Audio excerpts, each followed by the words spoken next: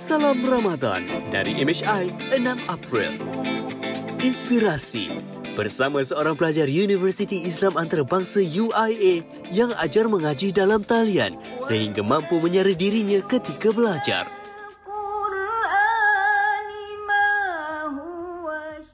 Pelbagai jenis scam atau penipuan wujud bagi memperdayakan mangsa. Terbaru ialah tawaran kerja palsu di media sosial sehingga ramai yang terjebak dan ribuan ringgit hilang.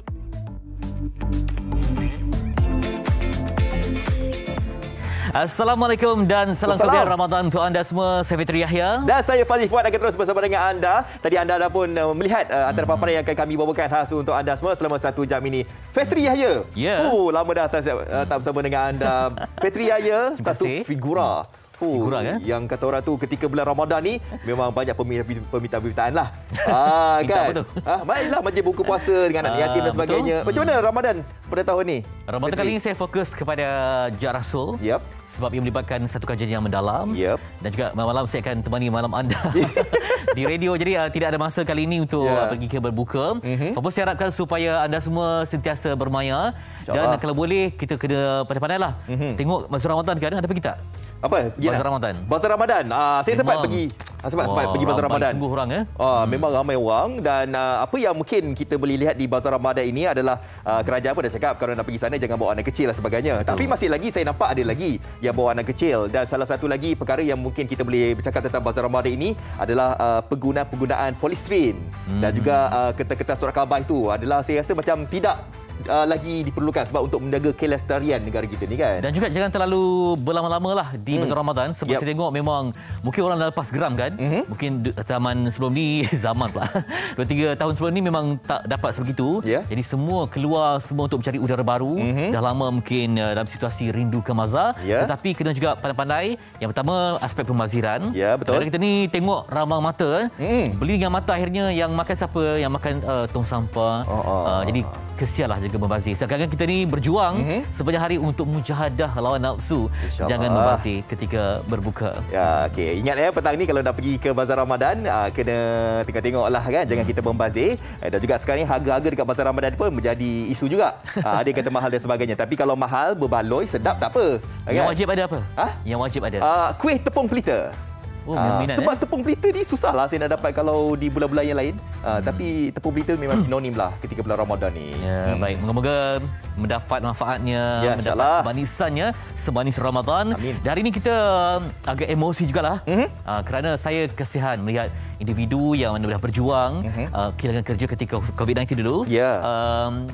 Zaman pandemik mereka ni nak cari kerja yang baru tetapi diperdaya oleh scammers yang memanglah sekarang ni pun telefon saya sendiri asyik berdering daripada pihak polis, daripada pihak LHDN, daripada pihak macam-macam untuk terus memperdaya mereka yang berada di luar. Hebat scammer ni boleh tahu nombor Fitri Yahya sebab dia tahu Fitri Yahya sebenarnya.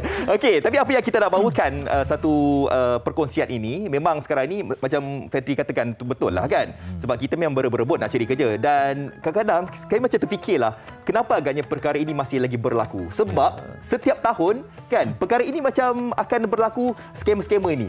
Kalau boleh saya tengok walaupun paparan akhbar seharian memang ada saja tentang isu ini tetapi masih ramai mangsa kehilangan wang simpanan mereka, tabung haji dalam ASB, dalam KSB, semua lingkup kerana terperdaya dengan tawaran kerja palsu seperti ini. Nanti kita akan perincikan bersama dengan pihak berkuasa tempatan. Selain itu juga nak meniup inspirasi untuk anda yang mana ada siswa ataupun siswi yang mencari rezeki, yang juga menyebarkan dakwah dengan ajar mengaji kepada individu secara dalam talian. Alhamdulillah. Dan kalau kita lihat di perkongsian TikTok beliau pun saya rasa ini satu perkongsian menarik ni. Sebab apa? Sebab kadang-kadang kalau kita nak berkongsi tentang konten banyak perkara-perkara lain yang boleh kita buat. Tapi bersempena dengan bulan Ramadan ini memang kita cari konten-konten yang memberikan manfaat kepada anda. Dan adik kita ni, siswi kita ini masih lagi belajar kan, masih lagi belajar di UIA tapi dah boleh kata orang tu menjana pendapatan sendirilah dengan melalui cara mengajar pelajar-pelajarnya mengaji Al-Quran. Bukan saja mengaji Al-Quran, belajar taranum, tajwid dan sebagainya. Di samping mencari rezeki, ada sulaman dakwah di dalamnya. Jadi moga ini menjadi tiupan semangat untuk individu yang ada kemahiran, yang mungkin jurusannya bagus dalam bidang agama, tapi belum ada kerja tetap. Jadikan ini sebagai pengisian, mencari wang dan mencari keberkahan dalam apa yang dia lakukan. Ya, betul. Okey, 1 April lalu Malaysia telah pun membuka sempadan di antara negara Singapura dan juga negara Thailand, dan kita nak bawakan kepada anda semua ini salah satu perkongsian telerai rindu selepas 2 tahun tidak bersua ni. Maknya kalau ikutkan tinggal di Shah Alam bersama dengan beliau, tapi disebabkan kata orang tu adalah masa keluarga pulang ke Thailand, tapi pintu dah pun ditutup, jadi terpaksalah duduk di Thailand selama lebih kurang setahun lebih, tak silap saya. Jadi berjumpa selepas dibuka sempadan, tempatnya di Trang, Thailand. Asal nama tempat tu ialah Terang. Okey, saksikan sebuah bingkisan syahdu ini. Ya.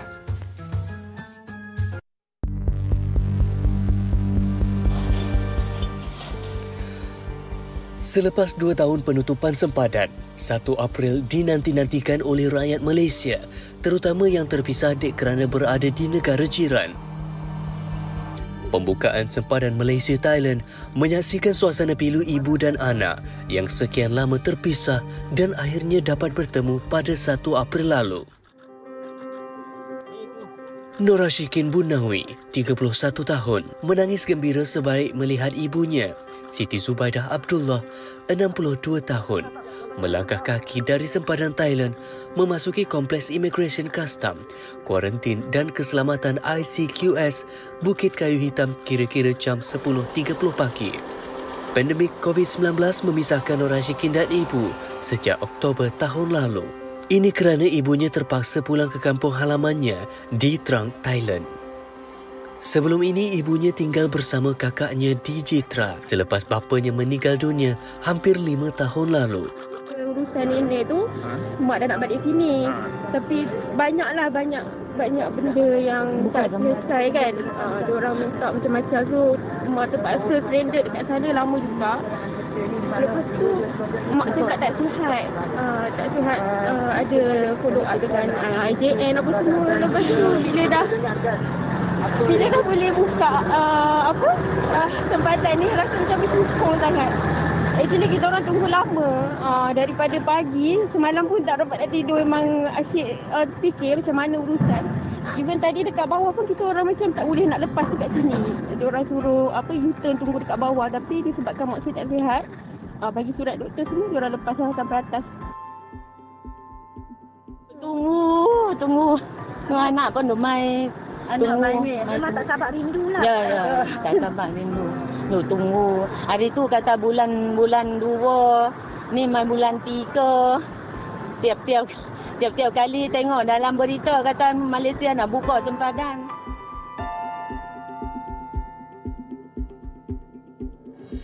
Zubaidah pernah beberapa kali memohon balik ke Malaysia akibat penutupan sempadan antarabangsa ketika seluruh dunia berdepan dengan pandemik COVID-19, tetapi tidak dibenarkan. Selepas sekian lama, akhirnya terlerai segala kerinduan mereka kerana dapat jua bersua muka. Itu dia, rindu tak? Rindulah kan. Alhamdulillah kata orang tu dapatlah bersua muka dengan ibu. Kalau ikutkan dulunya, Fitri, lagi sedih sebab dulu kan tak ada teknologi kan. Contohlah kalau terjadi macam ni, tapi sekarang ni mungkin dapat mengugat kerinduan dengan video call dan sebagainya. Tapi alhamdulillah dapat bersua muka. Saya rasa itu baru satu keluarga. Ramai lagi mungkin itulah ya. Rindu ibu yang berada di Thailand. Teringat Tom Yum lah, tapi tak apa. Kita bincang nanti. Jadi rindu itu seindah Tom Yum di Thailand. Okey, baik, kita dan melihat kepada perjuangan anak muda dalam bersatu memberikan dakwah dalam kemampuan masing-masing dan mencari rezeki, pada masa yang sama dapat juga kembangkan pengetahuan masyarakat tentang mengaji Quran. Tentang serah diri ajar mengaji ini, kita nak bersama dengan seorang gadis dulu lepasan sekolah Mahat di Muar. Betul. Jadi dah masuk ke UIA dalam bidang undang-undang dan terus saja dengan minatnya untuk mengajar dan juga minat tentang ilmu Al-Quran. Bersama dengan Amira Badriah Azhar. Assalamualaikum. Assalamualaikum. Kecil milik orang kan. Tapi kejap lagi saya nak dengar macam mana awak terenung. Memang sedap lah kan. Okey, permulaan mungkin boleh kongsikan dengan penonton ni. Ini boleh jadi inspirasi ni kepada ramai kawan-kawan kita yang sedang melihat ni. Bagaimana boleh permulaan tu nak kata mengajar dalam Al-Quran ini. Sebenarnya saya mula dengan waktu PKP. Saya kelas online dekat rumah. Jadi kemudian sebenarnya dia datang sebab minat saja. Sebab kita memang dah belajar daripada kecil. Kita daripada pertandingan daripada sekolah rendah sampai kebangsaan, sekolah menengah, kemudian habis sekolah menengah pun saya masih lagi Johor, tilawah untuk negeri Johor dah 3 tahun. Kemudian waktu itulah disebabkan minat, kita tahu kita boleh kan. Jadi saya jumpa satu offer lah untuk guru mengajar dekat Wangsa Maju. I Love Quran. Kemudian saya pun cuba apply dan saya dapat. Dari situlah mula saya jumpa banyak, saya mengajar ramai student. Ada student daripada Kanada, ada daripada Mesir, Qatar. Macam itulah. Jadi seorang memang boleh mengaji, tapi untuk mengajar itu memerlukan keberanian dan juga mungkin ada kualiti yang perlu diperlukanlah. Mengikut Amira, apa kualiti yang perlu ada kepada tenaga pengajar ni?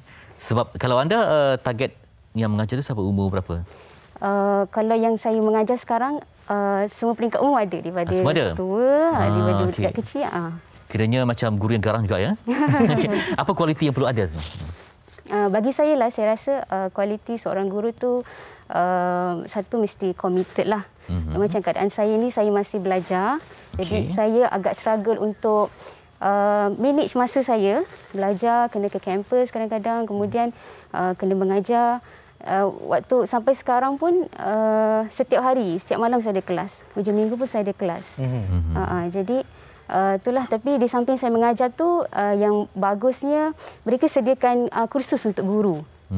Jadi kita belajarlah macam mana nak handle kelas dan sebagainya. Ya, Amira merupakan antara tenaga pengajar yang paling muda kan dalam kelas tersebut. Pelajar-pelajarnya pun dari luar negara dan sebagainya kan. Jadi sepanjang terlibat ni, apa momen yang menyentuh jiwa? Mungkin ada yang betul-betul tak tahu langsung mampu dah mengaji sekarang ni. Antaranya saya ada seorang pelajar daripada Brunei, tapi saya baru mengajar Taranum sebenarnya. Kalau sebelum ni saya mengajar Quran biasa. Kemudian ada seorang ustaz Qori Perak, dia offer untuk mengajar bawah agensi dia lah. Kemudian kat situ saya jumpa seorang pelajar Brunei. Dia makcik lah kan. Dia tak mahir sangat Quran, tapi dia ada minat. Dia ada minat bertaranum. Jadi kat situ saya cuba mengajarlah, dan dia setiap hari akan update saya. Saya rasa terharulah kan. Sebab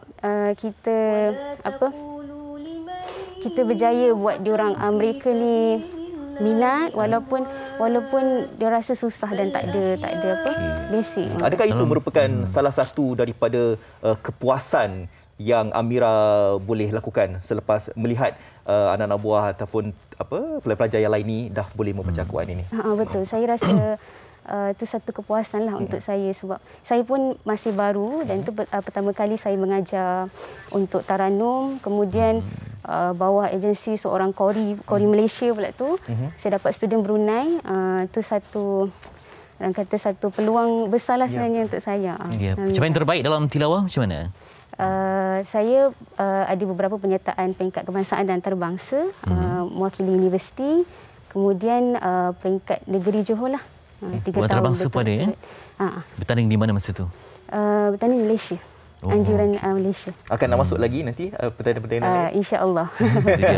Atas permintaan penerbit yang juga dulu Qariah lah ketika zaman muda, boleh tak taranum sikit? Apa taranum favourite anda? Taranum favourite saya? Nahwan ke apa yang paling istimewa?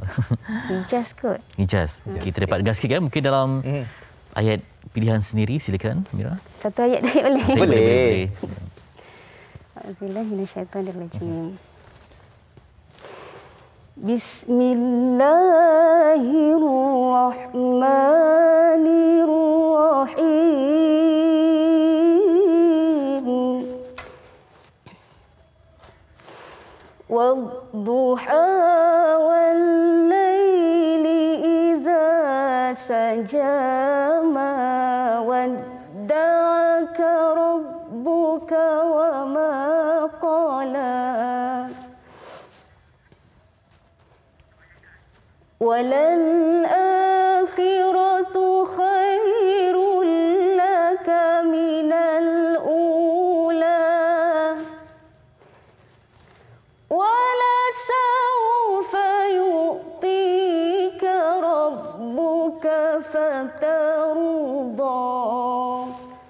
صدق الله العظيم. Demikian bacaan Qariah Malaysia. Okey, baik, sila sambung. Ya. Kalau nak berteranum ni sudah pastinya kita harus menguasai tajwid terlebih dahulu kan sebelum kita nak melontarkan teranum itu kan. Okey. Baik, kita bercakap tentang inspirasi ini. Mungkin boleh jadi inspirasi kepada mereka di luar sana mengguna pakai apa yang kita mampu, bakat yang kita ada kan. Macam awak sendiri, awak mengajar Al-Quran ini dan sekaligus saya difahamkan boleh menyara kehidupan awak sebagai salah seorang pelajar juga kan. Macam mana? Betul. Sebab dari awal saya dapat mengajar yang kelas pertama tu, kemudian saya dapat offer lagi mengajar untuk syarikat buku, tapi itu kelas Jawi dan kelas Iqra lah untuk kanak-kanak. Kemudian dapat yang Ustaz Fahmi ni, kemudian adalah beberapa jemputan bagi talk, seminar di universiti. Itu dia. Semoga terus berkembang maju. Ya, insya-Allah. Dan menjadi permata untuk ummah ya. Insya-Allah. Ya, target untuk juara antarabangsa ya, insya-Allah. Amin, insya-Allah. Kepada mereka yang mungkin nak belajar, bagaimana caranya? Kalau nak belajar, boleh. Ramai je yang macam terus DM. Kalau kita ada ustaz ataupun mana-mana saluran kan, kita boleh terus terus recommend lah. Ya. Itu dia. Jadi tadi dimulakan dengan Ad-Duha. Moga-moga anda pun jangan terlepas peluang untuk solat duha ketika Ramadan ini. Moga-moga rezeki bertambah. Baik, kita juga di MHI ada audit solat yang mana kita nak memberikan ilmu juga kepada anda, iaitu lebih kurang macam tahsin solat lah, memperbaiki. Mungkin ada yang terlupa, mungkin ada yang dah biasa buat tapi tak lagi mendalami dan menjiwai sehingga solat itu menjadi roh dan nadi kehidupan. Jadi wartawan kita sentiasa memberikan segmen ini untuk pemahaman anda. Jom kita saksikan audit solat.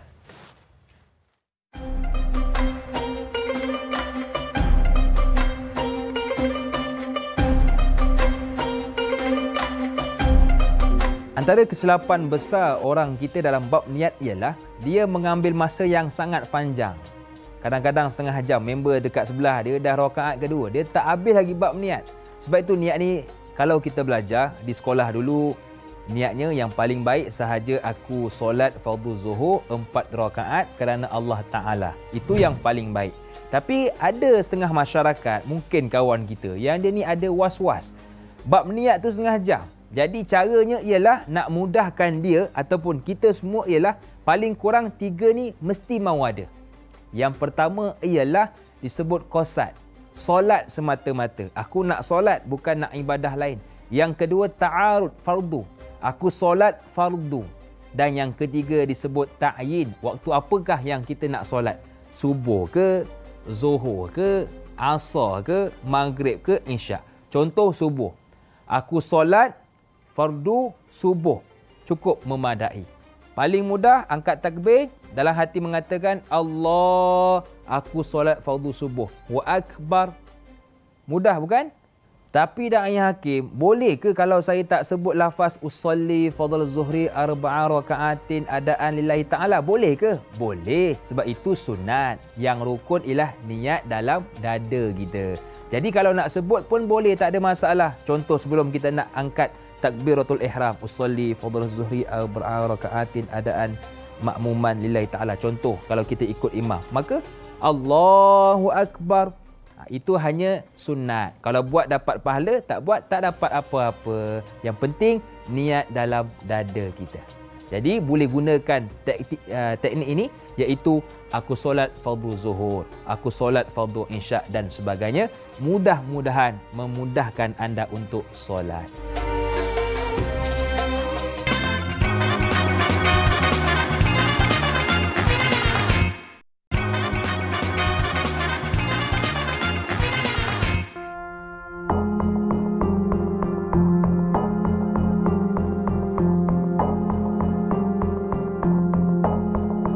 Isu skamer atau penipuan sama ada di dalam talian, melalui panggilan telefon atau secara fizikal bukanlah perkara baharu. Setiap tahun, isu ini menjadi topik perbincangan yang seolah-olah tiada penghujungnya. Jika dahulu antara kes yang popular ialah peraduan kores dan menak yang memperdayakan ramai orang, terutama suri rumah. Kini, penipuan yang paling banyak melibatkan penipuan dalam talian. Antaranya ialah seperti Macau Scam, African Scam, belian online, pelaburan tak wujud dan ada juga yang melibatkan pengubahan wang haram. Namun, wujud satu lagi jenis penipuan di media sosial yang mensasarkan mereka yang terdesak mencari pekerjaan atau yang ingin menambah pendapatan ialah menawarkan kerja kosong yang menjanjikan komisen yang lumayan. Menerusi laman sosial, seorang jejaka berusia 24 tahun yang hanya mahu dikenali sebagai Ahmad berkongsi pengalamannya ditipu dengan tawaran kerja palsu pada Mac lalu. Dia seorang siswazah perubatan dari sebuah kolej di Melaka, menerima tawaran kerja itu untuk menambah pendapatan bagi membantu keluarga kerana rasa tanggungjawabnya sebagai anak pertama. Baik Encik, boleh Encik ceritakan sedikit bagaimana Encik boleh terpedaya dengan tawaran kerja palsu dan berapa jumlah kerugian yang Encik alami? Kerugian total loss saya yang anggarkan lebih kurang almost 16,000 jugalah. Saya boleh terkena ni masa tu saya tengah duduk scroll marketplace dekat FB. So masa saya scroll tu saya jumpa satu ads. Dia tawarkan kerja part time job lah. So bila saya baca dekat dia punya requirement tu above 18 years old and above, basic English, so dah boleh join lah. So bila saya klik link ads tu, dia terus direct ke WhatsApp. Then saya deal dengan ada seorang perempuan. So dia kata kalau nak join, just join the group and chat admin dekat dalam group tu. Job scope dia macam affiliate marketing. Macam dia bagi satu link, dia just suruh screenshot dan add to cart. Tapi pembayaran tu kita buat pembayaran dekat dia. Dia bagi nombor akaun berserta nama. So kita just transfer duit dekat nombor akaun yang diberikan.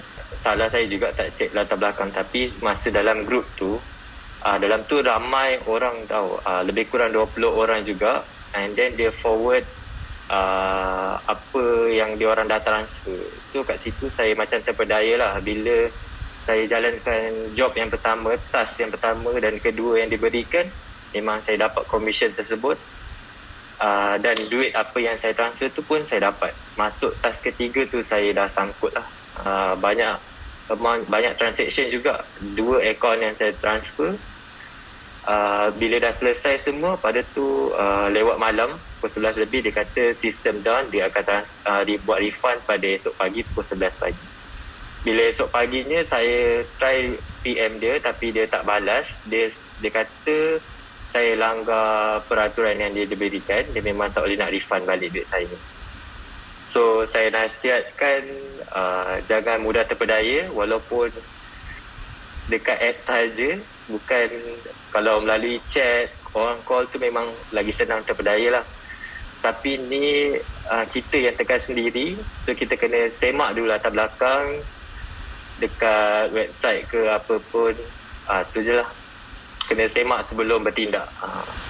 Okey, baik, itu sahaja. Terima kasih kerana sudi berkongsikan cerita Encik. Okey. Terima kasih. Assalamualaikum. Terima kasih. Salam.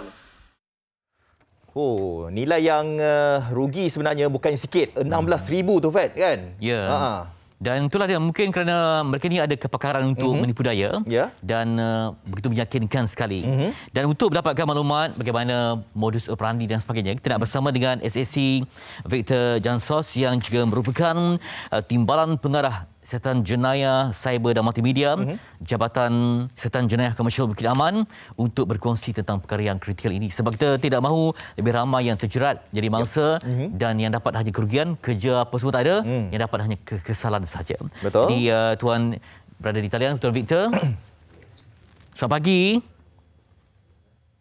Tuan? Dapat dengar kami, Tuan? Tuan Victor? Tuan Victor dengar suara saya? Dengar. Okey, dapat. Baik, tadi kita berbincang memberi betul. Antara laporan penting berkaitan dengan isu ini, tawaran kerja palsu di laman sosial. Nampak meyakinkan, nampak organisasi yang nampak wujud ya. Tetapi bila mana melibatkan urusan dah diberikan, maklumat penting, akhirnya dipedaya. Hubung-hubung semua tak dapat. Jadi tertipu. Biasanya tuan, apa modus operandi yang paling banyak digunakan dalam kalangan scammers ini untuk perdaya mangsa? Mungkin dapat tuan perincikan lagi, silakan. Okey, saya mengucapkan terima kasih pada MHI dan TV3 kerana memberi ruang saya untuk temu ramah pada pagi ini. Biasanya kita kesan sindiket tawaran kereta kosong ini pada Februari tahun yang lalu. Jadi biasanya sindiket menggunakan kemudahan internet ataupun media sosial seperti WhatsApp, Instagram, Facebook, dan kadang-kadang mereka membuat pengantaran iMessage ataupun SMS menawarkan kerja sebagai agen serikat untuk membeli barang di platform dagang yang penuhnya untuk meningkatkan rating ataupun penjualan produk serikat lah. Jadi banyakkan mangsa ni akan menerima message melalui WhatsApp dan diberikan satu link platform lah untuk memilih barangan yang perlu dibeli. Di mangsa akan diberi beberapa tugasan yang mana perlu diselesaikan dalam tempoh masa yang diberikan oleh sindiket ni lah. Jadi mangsa diarah untuk mengantar gambar-gambar produk yang telah pun dipilih kepada suspek, dan kemudian mangsa diarahkan untuk membuat pembayaran bagi produk yang dipilih ke akaun-akaun Mio yang diberikan oleh suspek.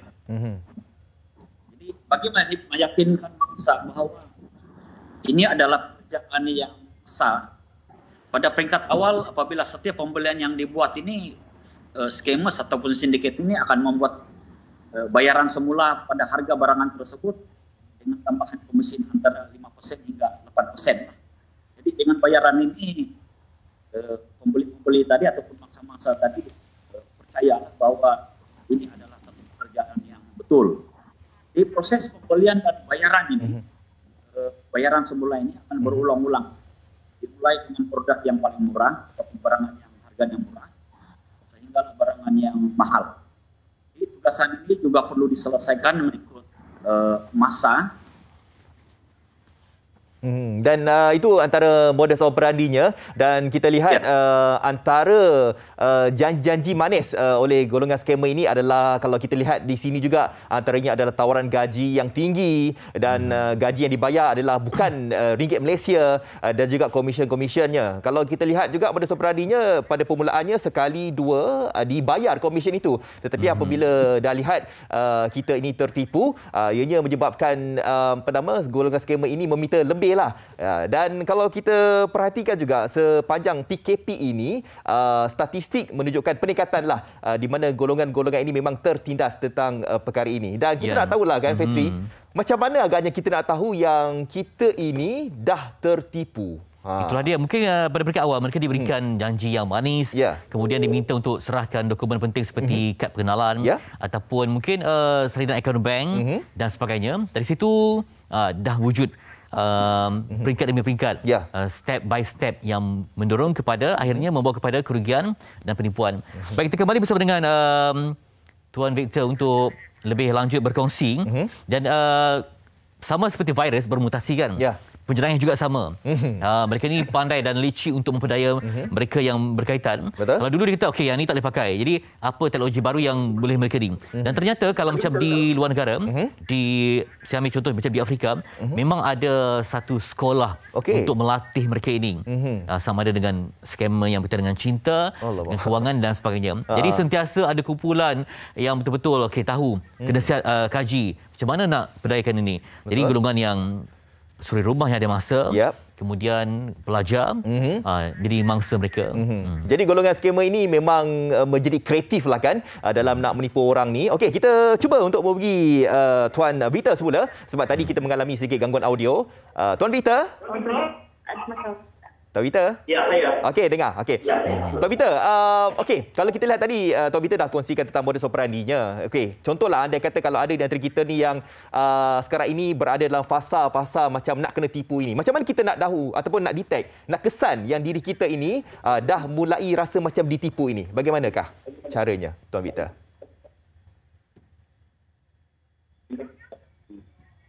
Tuan Victor?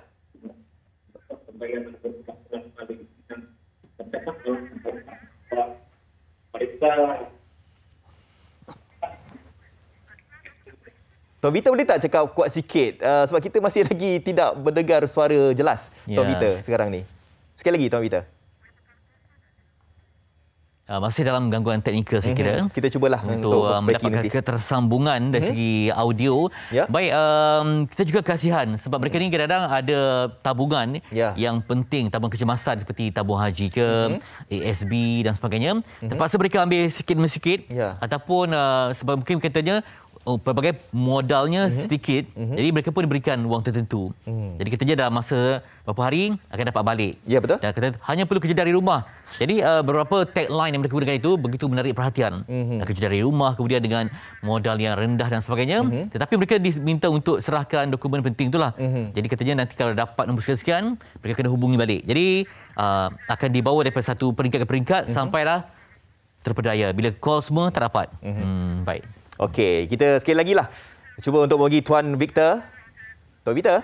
Okay. Ya, boleh dengar. Ya, boleh dengar. Okey. Tuan Victor mungkin boleh sambung balik perbincangan kita, apa yang ingin Tuan Victor katakan ataupun sampaikan tadi. Silakan Tuan Victor. Tadi kalau kita tahu bahawa kita ini terlibat di dalam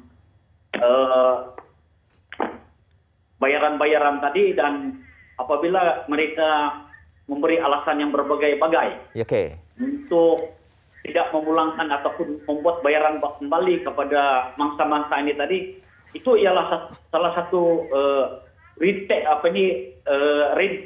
yang kita beri kesan sebenarnya bahwa itu adalah berunsur-unsur scam. Jadi kalau kita dah sedar yang itu, kita cepat-cepat berhenti dan membuat laporan polis. Tuan Victor, kalau anda kata kalau kita ni dah tertipu, chances ataupun peluang untuk kita nak dapatkan balik duit kita itu ada tak, Tuan Victor?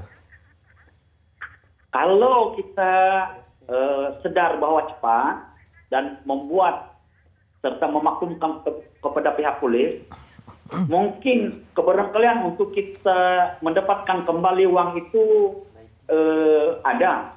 Tapi kalau kita lewat, biasanya uang-uang ini dipindahkan daripada mule account ke satu mule dengan cepat. Jadi inilah sebenarnya cabaran yang kita alami. Jadi untuk memastikan bahwa duit ini diperoleh dengan berjaya, kita perlu maklumat yang begitu pantas karena kita memerlukan kerjasama daripada pihak bank.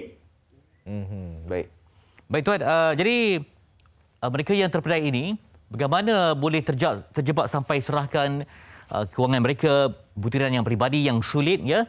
Mungkin ada terlatih sikit skamer ni yang betul-betul profesional dalam melakukan kerja jenayah ni. Sehingga kan mereka yang ada tabungan yang kritikal seperti dalam tabung haji mereka, dalam ASB, mereka keluarkan untuk memberi jumlah tertentu kepada jenis pekerjaan yang ditawarkan daripada pihak skamer ini. Saya tidak dengar dia punya soalan tadi. Oh, tak dapat dengar Tuan, ya? Macam mana mereka boleh terjebak sampai begitu sekali? Sedangkan dah ada, kita dah banyak kempen kesedaran, kita dah banyak sekali memberi maklumat, namun mereka boleh serahkan terperinci maklumat peribadi mereka, kad pengenalan, maklumat bank, yang semualah sampai skamer boleh manipulasi hal peribadi mereka itu. Kalau kita tengok dalam dunia internet sekarang ni, data-data kita boleh diperoleh di mana-mana sebenarnya, sebab kita sendiri yang memberikan data-data itu. Misalnya kita sign up dengan apa-apa aplikasi ataupun website ataupun media sosial dan sebagainya. Jadi daripada keadaan inilah di mana scammers ataupun pihak sindiket boleh memperoleh data-data kita, ya kan? Data-data kita ini semuanya tersebar. Saya bagi satu contoh, misalnya dalam FB, data-data kita sendiri yang beri, kita maklumkan kepada orang ramai, kita maklumkan kepada sesiapa. Dan bagi mereka yang tidak mempunyai niat untuk membuat penipuan ini, memang data-data ini tidak penting. Tetapi bagi sindiket ataupun skema, data-data ini penting untuk dia gunakan di kemudian hari. Itu antara salah satu kaedah di mana pihak sindiket ataupun skema ini mendapat maklumat-maklumat kita lah. Dari pihak PDRM sendiri, apakah langkah tindakan yang harus dibuat bagi mengatasi permasalahan yang berlanjutan sehingga kini, Tuan? Okey, yang kalau kita tengok dah banyak kali dah sebenarnya pihak PDRM dan juga agensi-agensi yang lain ini mengadakan kempen-kempen pencegahan. Jadi kalau kita tengok pencegahan yang kita buat pada tahun lalu, pada bulan Februari November, selama 1 bulan kita mengadakan kempen supaya mangsa-mangsa ataupun rakyat kita tidak menjadi mangsa kepada scammers inilah. That's why kita telah pun di Jabatan Siasatan Jenayah Komersial ini telah pun mewujudkan 4 produk untuk membantu para mangsa ataupun para orang ramai untuk mengenali lah. Salah satunya adalah Simak Mule. Dan saya percaya bahwa sudah ramai dah masyarakat kita mengetahui apa itu Simak Mule. Itu yang pertama. Yang kedua, kita telah pun juga tubuhkan CCID Scam Response Center ini. Dan orang ramai boleh menghubungi lah di talian 032610 1559 dan juga 1599 untuk memberikan apa-apa maklumat ataupun nasihat ataupun pertanyaan berkaitan dengan apa-apa pun scam online inilah. Dan kita juga ada menawarkan CCID info lain, yaitu pertanyaan-pertanyaan ataupun saluran maklumat secara WhatsApp sahaja, yaitu di 013-2111-222. Dan pada masa yang sama juga pihak kami juga ada mewujudkan satu FB, yaitu Cybercrime Alert, di mana setiap MO yang kita pesan dan kita siasat, kita akan pamerkan di Facebook ini untuk sharing secara data live kepada orang ramai lah, supaya mereka aware lah. Okey, baik. Terima kasih Tuan atas maklumat yang diberikan dan semoga ramai yang sedar, ramai yang membantu, ramai yang bertindak menjadi ejen untuk sebarkan tentang kesedaran bahawa kita betul perlu hati-hati dan apa jua maklumat sentiasa tapis dan rujuk pada mereka yang ada kepakaran dan tidak berdaya dengan scam. Terima kasih pada Tuan SAC Victor Sanjos yang merupakan Timbalan Pengarah bagi Siasatan Jenayah Cyber dan Multimedia Jabatan Siasatan Jenayah Komersial Bukit Aman berkongsi maklumat di sebalik penipuan dalam kerja ini. Okey, baik. Terima kasih Tuan Victor. Terima kasih. Okey, jadi itulah dia. Kalau anda menerima pekerjaan, kalau misal kata, yalah kita nak kerja, sudah pasti kita akan dapat duit. Tapi kalau misal kata kita yang harus keluarkan duit untuk kita dapat duit kita itu adalah macam scammer juga. Pelik sikit lah. Macam pelik sikit, cepat-cepat hentikan. Betul? Dan kalau boleh jangan terlibat langsung. Memanglah nampak lumayan, tapi ada banyak lagi kerja lain yang lebih bermanfaat. Dan kita tinggalkan perkara yang mencurigakan ini demi keselamatan kewangan dan keselamatan emosi pada masa depan. Baik, nanti kita nak banyak lagi projek amal dakwah untuk Ramadan ini. Terus bersama kami di Malaysia hari ini.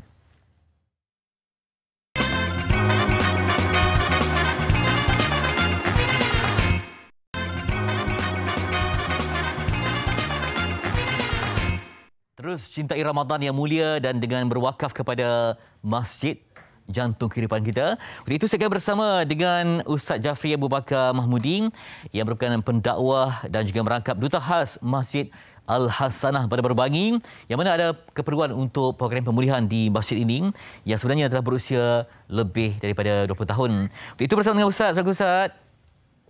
Waalaikumsalam warahmatullahi wabarakatuh. Masya-Allah. Apa khabar Fitri? Baik. Ustaz nampak biru berpadu sekali ya, semangat yang membara.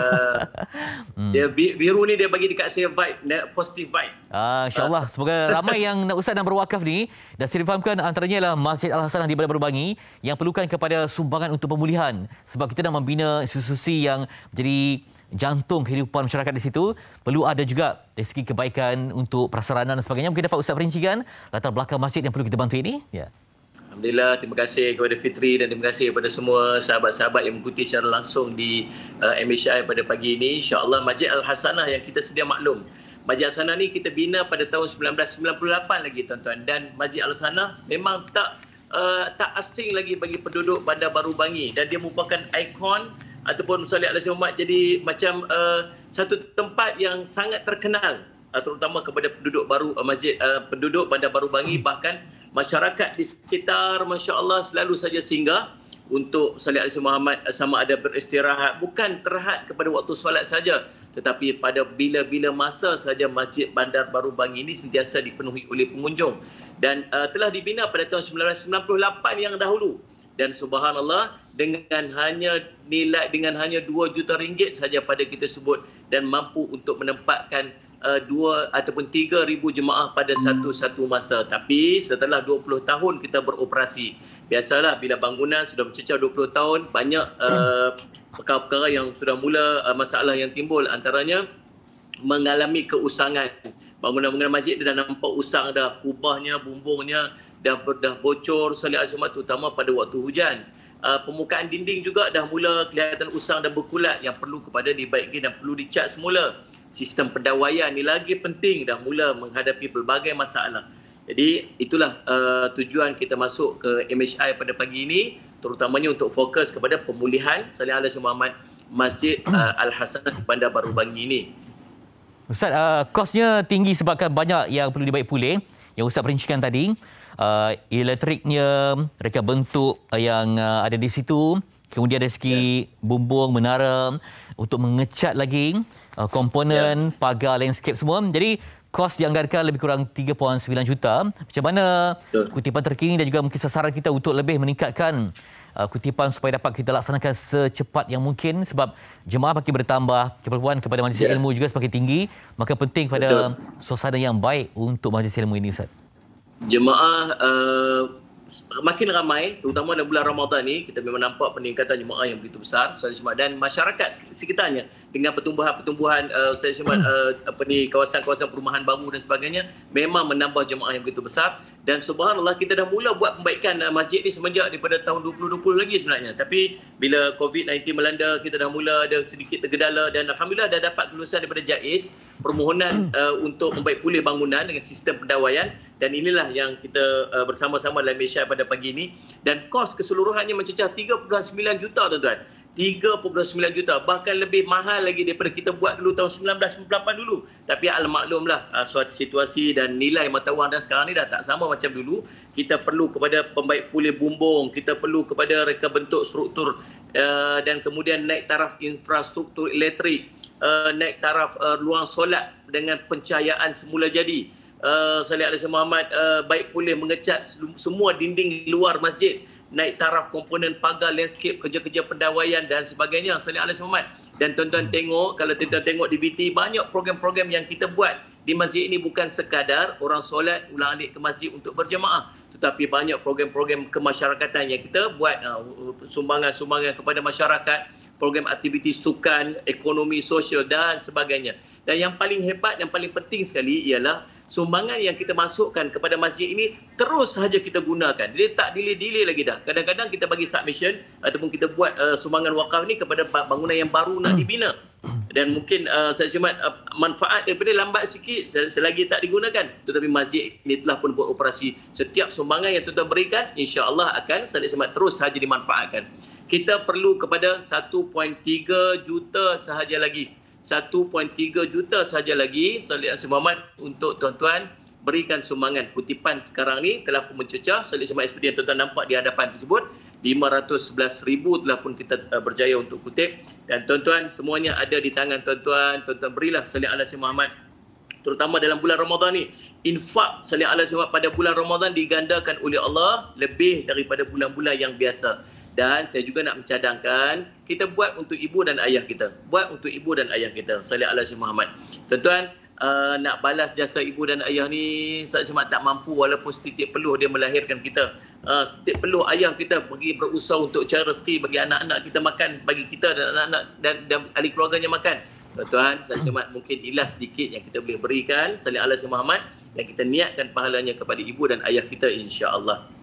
Kemudian terperinci sekali perangan Ustaz untuk membangunkan sebuah madrasah kehidupan, yakni masjid sebagai jantung masyarakat, dan juga usaha untuk pemulihan yang terkini. Jadi banyak caranya tadi Ustaz dah sebutkan, dan juga di skrin juga ada bagaimana website yang diwujud di situ. Tadi kami berikan anda QR code dan juga cara untuk menyumbang dan mewakaf. Semoga memberkati kehidupan anda dengan sumbangan yang dilakukan ini. Terima kasih kepada Ustaz Jafri Abu Bakar Mahmudi, pendakwa bebas yang juga merupakan Duta Khas Masjid Al-Hasanah Bandar Baru Bangi. Terima kasih Ustaz.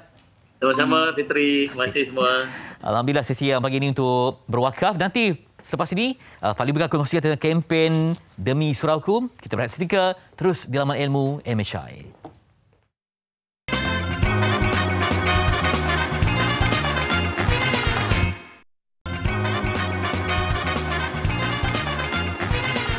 Okey, salam Ramadan untuk anda semua. Penonton-penonton setia Malaysia hari ini, kita terus saja nak bercerita tentang kutipan dana kempen Demi Surauku. Untuk itu, kita terus saja ingin bersama dengan Ustaz Syed Muhammad Al-Bakri Syed Ishaq, pendawah selebriti kita. Assalamualaikum Ustaz. Waalaikumsalam warahmatullahi wabarakatuh. Selamat berpuasa. Ya, okey. Ya, okey Ustaz. Sebagai permulaan boleh kongsikan tentang makna berinfaklah dengan harta yang tercinta ini. Silakan Ustaz. Yang pertamanya, bila kita sebut tentang tajuk tersebut, dia berdasarkan ayat Allah Subhanahu Wa Taala. Allah menyebut lan tanalul birra hatta tunfiqu mimma tuhibbun. Kamu selama-lamanya tidak akan dapat kebaikan sehingga kamu infakkan apa yang kamu suka. Maksudnya apa yang kita sayang ini, kalau kita beri kepada orang lain yang memerlukan, itulah kita panggil tahap yang tertinggi. Kita sanggup korbankan segala kecintaan kita semata-mata untuk memberi satu bantuan kepada orang lain. Itu yang boleh kita sebut sebagai mukadimah pada pagi. Ustaz, boleh terangkan tentang harta manakah yang benar-benar akan menjadi milik kita nanti kelak? Ustaz. Baik, disebut oleh para ulama, harta yang akan jadi milik kita ini harta yang kita berikan kepada orang lain. Yang ada pada kita dalam poket seluar kita sekarang, dalam bank kita, bawah bantal, mana-mana tempat yang ada duit itu bukan milik kita lagi. Milik kita apa yang telah kita gunakan. Kalau pakaian dah jadi lusuh, kalau makanan dah jadi masuk dalam perut dan sebagainya. Tapi kalau kita nak bagi kekal di dunia dan di akhirat, iaitu kita dalam bentuk infak yang kita keluarkan ataupun derma yang kita keluarkan untuk membina sesuatu yang bermanfaat untuk dunia dan akhirat kita. Okey, jadi maknanya dekat sini infak dan juga derma adalah harta yang kekal milik kita selamanya kan. Okey, apakah mungkin kelebihan andai kata kalau kita menginfakkan, mendermakan wang kita ini lebih-lebih lagi kita dalam bulan Ramadan ni Ustaz? Ya benar. Kata Nabi SAW, Nabi bersabda, bila mana sahabat bertanya, Ya Rasulullah, ayu sadaqatin afdal? Bilakah waktu yang paling ideal untuk kami bersedekah? Maka jawab Nabi SAW, sadaqatun fi Ramadan, sedekah pada bulan Ramadan. Itu sebab Yayasan Ikhlas hadir pada pagi ini untuk mewar-warkan kepada semua para penonton MHI sekalian agar dapat kita menyumbang sedikit harta yang kita ada, yang kita sayang. Bukan setakat sedikit, kalau banyak boleh bagi, ahlan wa sahlan wa jalan. Boleh bersama-sama untuk kita beri infak untuk kita dana yang kita perlukan, yang kita sebut sebagai kempen sedekah, kempen Demi Surauku yang kita telah lancarkan di Yayasan Ikhlas. Ya, insya-Allah. Okey, mungkin Ustaz boleh ambil kesempatan ini untuk memberikan galakan kepada kita semua ini untuk menghulurkan bantuan. Bagaimana caranya, Ustaz? Baik, dalam kesempatan masa yang singkat, terutama Allah Subhanahu Wa Taala, Yayasan Ikhlas sekarang sedang menumpu untuk membina tiga buah tempat ibadat kepada Allah Subhanahu Wa Taala. 2 buah surau dan sebuah masjid. Ketiga-tiganya berada di Sabah, di kawasan pedalaman yang sangat memerlukan dana daripada kita. Contohnya surau Al-Huda di Kampung Pekan 2 Sempurna Sabah. Yang kita nak baik pulih sebab dia satu kompleks untuk pembelajaran anak-anak senang. Kita ada juga surau Madrasah nak sebut pun payah, Miftahul Ulum di Ranau Sabah. Yang ni kita nak bina baru. Sebab tuan-tuan Allah Subhanahu Wa Taala ada 200 pelajar tahfiz dekat sana, yang mana masya-Allah tabarakallah bukan sekadar untuk ibadat kepada Allah, dia akan gunakan surau itu untuk menghafaz Al-Quran. Dan juga kita nak bina sebuah masjid di Long Patia Tepitan Sabah. Ni tempat yang mana tidak ada masjid lagi. Untuk makluman tuan-tuan, tak ada masjid lagi. Hanya mereka solat di pos pengawal tentera. Maka kita nak bina sebuah masjid baru, boleh menempatkan saudara-saudara baru kita dekat sana untuk beribadah kepada Allah Subhanahu Wa Taala. Ayuh rebutlah pada bulan Ramadan ini untuk sama-sama kita berinfak di Yayasan Ikhlas, insya-Allah. Okey, Ustaz. Kita dalam bulan Ramadan ini, mungkin ada di antara kita yang nak mengumpul seberapa banyak pahala kan. Lebih-lebih lagi kalau pahala kita ini kita dapat melalui infak dan juga melalui derma ini. Tetapi ada mungkin segelintir daripada kita yang rasa macam, alamak, duit ni cukup-cukup je sampai ujung bulan ni, ataupun duit ni cukup-cukup je untuk perbelanjaan harian. Jadi bagaimana nak menggerakkan hati kita ni untuk kita nak menginfak atau nak menderma ni, Ustaz? Allah SWT menyebut, sahabat saudara sekalian, masalul ladzina yunfiquna amwalahum, perumpamaan orang yang infakkan harta ni. Mungkin kita rasa duit kita RM10 cukup-cukup untuk kita, sebenarnya ada hak orang lain. Yang mana kalau kita keluarkan walaupun sedikit, apatah lagi kita nak bina tempat ibadah kepada Allah. Nabi kata man bana masjidan lillah, siapa bina masjid kerana Allah, walau kamashati qatatin, walaupun sebesar sarang burung, au asghar ataupun kecil, maknanya sikit kita sumbangkan, banallahu lahu baitan fil jannah. Allah akan bina padanya sebuah rumah dalam syurga Allah. Jadi apa lagi tawaran kita nak berikan kepada saudara sekalian selain daripada apa disebut oleh Rasulullah, apa disebutkan oleh Allah Subhanahu Wa Taala, ganjaran yang cukup besar dari sudut kita membina rumah Allah Subhanahu Wa Taala. Dan saya seru untuk kita menyahut seruan Yayasan Ikhlas untuk bersama-sama berinfak dan bersedekah bagi pembinaan surau dan masjid dalam usaha kami ini, insya-Allah. Insya-Allah. Okey Ustaz, kita ada lebih kurang 1 minit lagi ni Ustaz untuk Ustaz kongsikan lagi kepada penonton-penonton Malaysia hari ini agar kita semua dapat memberikan infak kepada Yayasan Ikhlas untuk pembinaan surau dan juga masjid. Silakan. Yang pertama, kaedah yang paling pantas sekali kalau tengok pakai handset, print screen. Ataupun kalau pakai TV sekarang, snap gambar, ambil gambar dan cuba share kepada sahabat yang ramai. Maka tuan-tuan macam Allah SWT boleh pergi ke www.sedekahkini.com ataupun pergi ke FB Yayasan Ikhlas. Dekat sana ada semua kenyataan-kenyataan apa yang maklumat-maklumat yang kita perlukan bagi sama-sama kita menyumbang dalam kempen sedekah, kempen surau ini, insya-Allah. InsyaAllah. Ya, okey. Jadi kepada kita semua yang mungkin tidak ada lagi keizinan untuk nak memberikan infak ni, kan kita share dulu kan. Kita share dulu. Anda kata kalau kita ni dah cukup duit apa semua, bolehlah kita nak infak kawan kita. Tapi macam Ustaz katakan tadi kan, amount tu nombor 2 kan. RM1 pun kira dah infak kan, dah derma dah juga kan. Baik Ustaz, terima kasih Ustaz. Salam Ramadan. Assalamualaikum. Ramadan Karim. Assalamualaikum. Okey, itu dia kita telah bersama dengan Ustaz Syed Muhammad Al-Bakri, Syed Ishak, pendakwah selebriti. Okey, silakan. Petri Aya. Ni Ustaz juga ni. Okay. Penting. Tak tanya relevan lagi tak Mas Sejahtera? Bagi saya tak relevan lah. Dulu untuk tujuannya untuk kesedaran kawatir rapat kan? Betul. Sekarang ni macam mana? Kan kita harapkan bahawa Mas Sejahtera ini akan ada lebih lagi lah fungsinya. Bukan saja nak scan. Ya, mungkin pelaporan bencana ke. Betul. Tapi sekarang ni saya tengok macam tak begitu orang ambil berat jugalah. Betul. Nak apa masuk premis pun kadang-kadang macam orang dah tak tengok dan sebagainya. Tak payah kita bincang mendalam. Yep, topik penting, relevan lagi fungsi My Sejahtera. Okey, terima kasih anda semua yang lihat kami dari awal tadi sampai sekarang. Kita jumpa lagi esok hari. Assalamualaikum. Assalamualaikum. Bye-bye. Salam Ramadan. Ma'assalama fi amani syekhana. Allahu Rabbi irhamu Rabbi ruhina ya Rabbana.